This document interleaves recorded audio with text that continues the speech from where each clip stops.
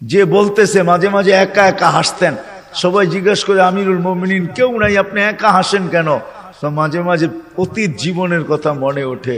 বকরি পর্যন্ত চালাইতে পারতাম না, রাখাল ছিলাম, বকরি চড়াইতে পারতাম না, ডেলি একটা না একটা হারায় আসতাম, আর খালা ইচ্ছা মতে ডেলি মার দিত। আজকে তো আমি 3 মহাদেশের রাজা। কয় মহাদেশের? Europe, Asia, Russia. আগে মহাদেশ 3টাই ছিল, বাকিটি পরে আবিষ্কার হয়েছে। ইতিহাসের পাতায় টোকায় দেখলে আমারটা সত্য হবে। আগে মহাদেশ 3টাই ছিল, শুধু এশিয়া, রাশিয়া, ইউরোপ, এই 3টা ছিল। বাকি আমেরিকা, অস্ট্রেলিয়া এগুলা সব পরে আবিষ্কার হয়েছে। ওই যুগে ছিল না এগুলা। এটা তো সমুদ্রের ভিতরে লুকানো ছিল, মানুষ পড়ে বাহির করেছে। কি যুবক, ঠিক তো? সত্য তো? তোমাদের শিক্ষা এটা বলে তো? 3টাই ছিল, 3 মহাদেশের রাজা। একা একা হাসে। আল্লাহ আপনাকে পিছিয়ে নিবেন না। আমাদের শিক্ষিত মানুষগুলা ভাবে যে যদি আমি আল্লাহ পাওয়ায় লেগা যাই তাহলে মনে হয় আমি সুফি হয়ে যাবো। সুফি সব বুঝি ছেড়ে দিতে হবে। না না, কিচ্ছু ছাড়তে হবে না, আরো টপে উঠবেন। টপে এখন আর কতটুকু টপে, তখন আরো টপে উঠবেন। আল্লাহ দেখাইছেন দুনিয়ার ভিতরে সবচেয়ে টপ হইল 10 টপ, এর উপরে কেউ টপে নাই। আশারায় মুবাশশারার উপরে কেউ নাই, আছে নাকি? আপনার আমি কয় টাকার মালিক? রাগ হয়ে যাবেন? বলবো? হায় হায়, আপনার আমি কয় টাকার মালিক? কয় টাকার?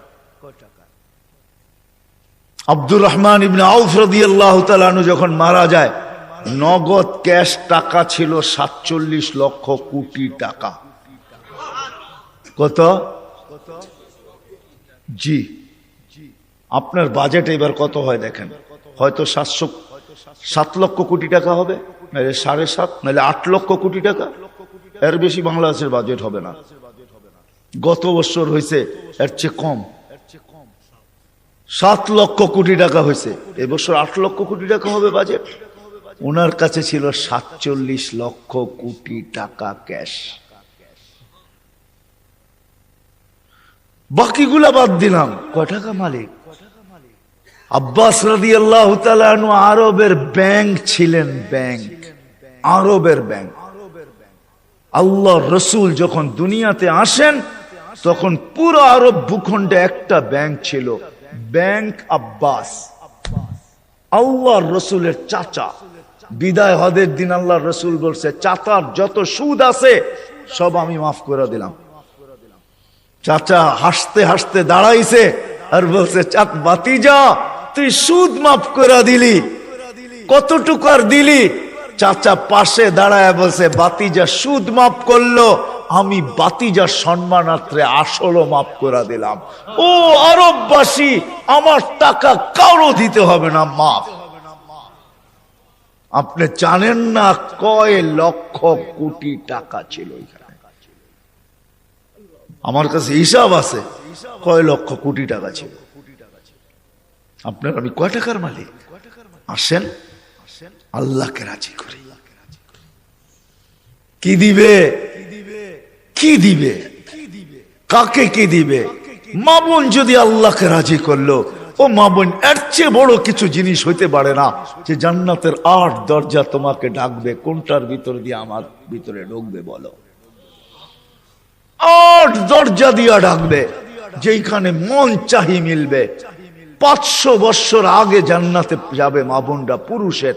কেননা মা বোনদের 2টা জন্মগত শখ আছে, একটা নিজেকে সাজাইতে ভালোবাসে, ঘরকে সাজাইতে ভালোবাসে। এই জন্য দেখবেন সারাদিন ঘ্যান ঘ্যান করতেই থাকে, এটা আনলে ভালো হইতো না, ঘরটা একটু সুন্দর হইতো না, এটা হইলে একটু সুন্দর হইতো না। কিন্তু ওই যে অভ্যাস নিজেকে সাজানো আর হলো ঘর সাজানো, বিল্ডিং শিল্ডিং হয়ে গেছে। ছোটবেলা তো আমরা দেখছি, ঠিক না? কি বলেন? মাটির ঘর, এটা জেনে কি বলে, উঁচা থাকতো না, উঁচা, তাই কি বলে? হ্যাঁ, পিরা, পিরা। হ্যাঁ, এটাকে সপ্তাহে লেপতো, ঠিক না? ওটার ভিতরে আবার ফুল আঁকতো, ঠিক না? হায় হায় হায়, সব আল্লাহ বলে, বান্দি তোকে 500 বছর আগে জান্নাতে পাঠাবো, তুই নিজেকে সাজাইতে পারিস নাই, আমাকে রাজি করতে যায় শখ পুরা করতে পারিস নাই, এখন জান্নাত যা চাবি তা দিয়ে তোর শখ আমি 500 বছর পুরা করব, তারপরে তোর স্বামীকে তুই মিস কল দিবি যে 500 বছর শখ পুরা হয়ে গেছে, কাম তুমি এখন আসো, তারপরে তোর স্বামীকে পাঠাবো। ইয়ানকালিবু ইলা আহলিহি মাসরুরা, তখন না স্বামী নাচতে নাচতে জান্নাতের দিকে যাবে, শোক পুরা করবে জান্নাতে। কি দিবে যুবক, কি দিবে তোমাকে? যৌবনের বিনিময় কি দিবে? কিনা রাখা আছে। সাহাবা জান্নাত শুনতেন আর চিৎকার দিতেন। হাদিসে আছে আল্লাহর রসুলের জীবদ্দশায় তো কতজন চিৎকার দিয়ে মারা গেছে, যুবক মারা গেছে। আল্লাহ রসুল হাসছে আর বলছে জান্নাতের শখ ওকে নিয়ে গেছে। আসেন আজকে আল্লাহকে পাওয়ার দৌড় লাগাই, ফাফিরু ইলাল্লাহ, আল্লাহকে পাওয়ার দৌড় লাগাই। দৌড়ে এত দেখলাম দুনিয়ায়, প্রমাণের আল্লাহ কিভাবে চোখে দিবে বলেন? কিভাবে দিবে? সারা জীবন শেষ করে সন্তানকে শিক্ষিত বানাইছে, এডুকেটেড বানাইছে, বড় বড় অফিসার বানাইছে, বিনিময়ে কি মিলছে? যান ঢাকা শহরে বৃদ্ধাশ্রমে যায় দেখেন কাদের মা বাবা পড়ে আছে, যান দেখে আসেন। আমি তো পড়ায় সময় যাই, আপনারা যেয়ে দেখে আসেন। আমি অনেক সময় লুকায় লুকায় যাই, আপনারা দেখে আসেন যে কার মা বাবা পড়ে আছে। আমি নাম বলবো না, আমি ডজন কেন আরো বেশি নাম বলতে পারি, কার মা বাবা বৃদ্ধাশ্রমে পড়ে আছে, চোরা আছে। জান জান জান জান জান জান, কার মা বাবা বৃদ্ধাশ্রমে পড়ে আছে, কার মা বাবা নিজের ঘরে থাইকা বৃদ্ধাশ্রমের থেকে খারাপ অবস্থায় আছে। নিজের ঘরে সন্তানরা দুইটা চাকর রেখা দিছে, ওইখান থেকে বৈশা বৈশা বলে মাকে তো চাকর রেখা দিছি, বাবাকে তো চাকর রেখা দিছি, ড্রাইভার রেখা দিছি, কিচ্ছু করতে হয় না। মা বাবা বয়েও কিছু বলতে পারে না। চাকর ড্রাইভার বৃদ্ধাশ্রমে থাকলো এর চেয়ে ভালো থাকতো, এর চেয়ে দূর অবস্থায় থাকে। বলছে খবরদার যদি কোনো ফোন করলা আর বললা যে আমরা কষ্টে রাখি, খবরদার, বাঁচতে চাও না মরতে চাও,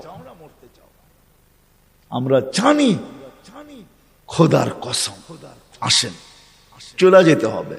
ছোট একটা জীবন, মা বোনদেরকে বলি, যুবকদেরকে বলি, চলে যেতে হবে। ছোট একটা জীবন, চলো আল্লাহকে রাজি করি। দুনিয়া তো সুখ দিবে, বস্তু ছাড়াও সুখ দিবে, বস্তু ছাড়া বস্তু লাগবে না, সুখ দিবে। সুখ যদি দেয় তাহলে এটাই হয়, এটাই হয় সত্য কাহিনী, কিতাবের হাদিসের কাহিনী আমি বলতেছি, সত্য এটাই হয়। চুলা জ্বলে না, তারপরও স্বামী যখন ঘরে আসে তো বলছে খায়রুন নিসা, সবচেয়ে উত্তম মহিলাকে? আলী রাদিয়াল্লাহু তাআলা আনহুকে জিজ্ঞাসা করছে, বলছে ফাতেমার চেয়ে উত্তম মহিলা আর কেউ হতে পারে না। বলছে ফাতেমার স্বভাব কি? বলছে আমি কিছু আনি আর না আনি, ঘরে চুলা জ্বলুক আর না জ্বলুক, দাখালা যাওজুহা বাইতান সাররাত ওয়া তাবাসসামাত, আমি যখন ঘরে ঢুকি তো ফাতেমা খুশিতে নাচতে থাকে, মুস্কি মুস্কি হাসতে থাকে। আজ পর্যন্ত ফাতেমা জিজ্ঞাসা করে নাই কিছু আনো নাই কেন, হাত খালি কেন। আবার এটাও বলছে 2 টোকা আমার কোনোদিন দিতে হয় না, 1 টোকা দিতে দেরি। ফাতেমা দরজা খুলতে দেরি করে না। জিজ্ঞাসা করছি এত তাড়াতাড়ি দরজা খুলিস কি করে? আব্বা শিখায়া দিছে ফাতেমা আলী যেন দরজা টোকাটুকি না করে, বলে এই জন্যই দরজায় পিঠ লাগায় দাঁড়ায় থাকি, টোকাটা যেন আমার পিঠে পড়ে, পিঠে। সুখ কাকে বলে? আমি তো সন্তানেরটাও দেখাইলাম, একটা না 100 দেখানো যায়। বাইজিদ বোস্তামি এমনি ওলি হয় নাই। হায় হায় হায়, মুসা আলাইহিস সালামের জান্নাতের সঙ্গী কসাই এমনি হয় নাই। ওয়াইস করনি জান্নাতের দরজায় দাঁড়ায়া আল্লাহ মার সেবার বদলা দিবে, এমনি না। দিনদার হওয়া ছাড়া, আল্লাহকে পাওয়া ছাড়া, আল্লাহর দিকে দৌড় দেওয়া ছাড়া সুখ জীবনে আসে না। নইলে আর্টিফিশিয়াল সুখ হবে। আপনি হাসেন, আমি মানবো আপনি হাসতে পারেন, কিন্তু হাঁটিটা আর্টিফিশিয়াল হবে, আর্টিফিশিয়াল, বাস্তব হাসি না। এই জন্য আল্লাহর রসুল আসছেন আমাদেরকে আল্লাহ পাওয়ায় দেওয়ার জন্য, আল্লাহকে মিলায় দেওয়ার জন্য, আল্লাহকে রাজি করা দেওয়ার জন্য। আসেন শিখি, শিখি, শিখতে হবে, শিখা ছাড়া হবে না। আমি ওয়াজ দিয়ে আপনাদেরকে বুঝাইয়া দিতে পারবো না। 1 ঘন্টার ওয়াজ আর কতটুকু বুঝাবো? 60-70 বছরের জীবন, এটা আপনাকে শিখতে হবে। শিক্ষার ক্ষেত্রে যেতে হবে, স্থানে যেতে হবে। আলহামদুলিল্লাহ, আমাদের দেশই একমাত্র দেশ, দুনিয়ায় অদ্বিতীয়। মক্কা, মদিনা, বাইতুল মুকাদ্দাস ভিন্ন কথা, এই 3 জায়গার সাথে কোনো তুলনা হয় না। এছাড়া সারা দুনিয়ায় একদিকে আমার বাংলাদেশ, একদিকে আমাদের দেশের মতো সুবিধা কোথাও নাই। গ্রামে গ্রামে, গঞ্জে গঞ্জে, মহল্লায় মহল্লায়, পাড়ায় পাড়ায়, মসজিদে মসজিদে হক্কানি ওলামা আছে, হক্কানি আলেম, যাদের কাছে নবীদের আদর্শ রাখা আছে। এমন ইউনিয়ন নাই 2-4টা মাদ্রাসা না আছে, 2-4টা হেফজোখানা না আছে, এরকম কোন ইউনিয়ন নাই। আছে নাকি? বাকি আপনাদের ইউনিয়নে কয়টা আছে? হক্কানি আলেম আছে, এদের কাছ থেকে শিখেন। আমি তো দেখাইলাম, সহজে শিখেন যে আল্লাহ কিভাবে রাজি করা যায়। আমি কিন্তু দেখাইছি আমার জাতি যদি ঘুমানোর সময় তওবা করত, ঘুমেরতে উঠেই তওবা করত, যে আল্লাহ সারা রাত্র ঘুমে কাটায়া দিলাম, তারপরও তুই আমাকে ফেরত দিলি, জীবিত করে দিলি।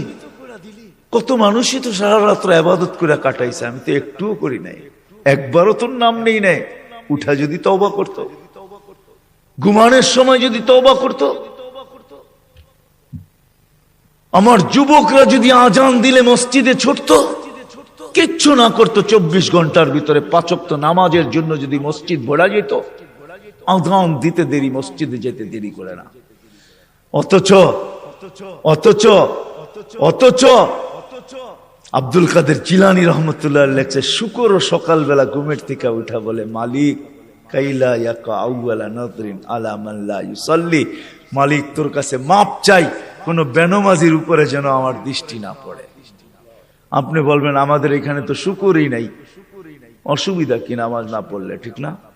আপনি মনে হয় বোঝেন নাই, ঠিক না? যদি বুঝতেন, প্রত্যেক বেনমাজি শুকরের চোখে তার চেয়ে নিকৃষ্ট সে ভাবে, নাইলে সে কেন এই কথা বলবে যে আমার দৃষ্টিটা যেন কোনো বেনমাজির উপরে না পড়ে। আল্লাহ ডাকে 5 ওয়াক্ত নামাজের জন্য, 24 ঘন্টায় মাত্র আধা ঘন্টার জন্য ডাকে, মাত্র 32 রাকাতের জন্য ডাকে। আল্লাহ ডাকার দায়িত্ব নিতেন না, কোন উম্মতের দায়িত্ব নেন নাই, শুধু আমাদের নবীজির চেহারার দিকে চেয়ে দায়িত্ব নিছে। বিশ্বাস হয় না? হ্যাঁ, আমি দলিল দিতেছি, আমাদের ওলামা আমার সাথে একমত হবে, প্রমাণ দিতেছি। যখন 50 ওয়াক্ত দিছিলেন, মুসা আলাইহিস সালাম বলছে 50 ওয়াক্ত পড়তে পারবে না, কমায়া নিয়ে আসেন। কমাইতে কমাইতে কমাইতে কমাইতে প্রত্যেকবারে কমাইতে কমাইতে 5-এ আইসা ঠেকছে। মুসা আলাইহিস সালাম বলছে এর চেয়েও কমায়া নিয়ে আসেন। তখন আল্লাহর রাসূল লজ্জায় চেহারা লাল হয়ে গেছে, আবার যাইতো চাই কি করে। মুসা আলাইহিস সালাম বলতেছে আমি 2 ওয়াক্ত পড়াইতে পারি না, আপনি 5 ওয়াক্ত পড়াবেন, তো পড়াবেন কি করে? তখন দিলটা ভিতরে ভাঙ্গা গেছে, আমার মনে হয় দিলটা ব্যথায় ভেঙে গেছে। কথা তো সত্য, কিন্তু লজ্জায় তো আর পাও উপরে আগে বাড়তেছে না, বাড়াই তো বাড়াই কি করা, ভিতরে ব্যথা। যদি উম্মত 5 ওয়াক্ত না পড়লো, তাহলে আমি মুখ দেখাবো কি করা? তখন আল্লাহ মনে হয় ডাক দিয়া কানে কানে বলছিলেন, বন্ধু নিয়া যান 5 ওয়াক্ত, আমি আপনার উম্মতকে ডাইকা পড়ায় নিব, ডাইকা ডাইকা পড়ায় নিব, আমি ডাইকা ডাইকা পড়ায় নিব। এই জন্যই ফজরের সময় বলে আসসালাতু খায়রুম মিনান নাওম। যুবক পায়ে হাত রাখা বলে 24 ঘন্টা কিচ্ছু করো না, 5 ওয়াক্ত শুধু নামাজ পড়ো। আমরা যদি বলি কিচ্ছু জানি না, কি দিয়া পড়বো? এই উম্মতের জন্য করছেন, কোন উম্মতের জন্য করছে বইলা ওলামা আমাকে প্রমাণ দিতে পারবে না। এই উম্মতের জন্য বলছে ইমামের পিছনে দাঁড়াও। ইমাম তোমা যেরকম ইঞ্জিন নিজের জন্য চলে না, ডাব্বাকে গন্তব্যে নেওয়ার জন্য চলে, ঠিক ইমামের পিছনে দাঁড়াও। ইমামের পড়া তোমার পড়া হয়ে যাবে। তুমি ইমাম যেমন করে এরকম করো। ইফআল কামা ফাআল আল ইমাম, ইমাম যেরকম করে ওরকম করতে থাকো, নামাজ তোমার কমপ্লিট। এই সুযোগ কাউকে দেন না। যদি 5 ওয়াক্ত নামাজই পড়তো, 5 ওয়াক্ত নামাজই পড়তো, আল্লাহ তো গ্যারান্টি দিতেছেন নামাজ পড়তে দেরি তোর গুনাহ মিটা যেতে দেরি হয় না। নাইলে আল্লাহ রসুল গাছের শাখা হেলায় দেখাবেন তো দেখাবেন কেন? গাছের ডাল হেলায় দেখাইতেছেন।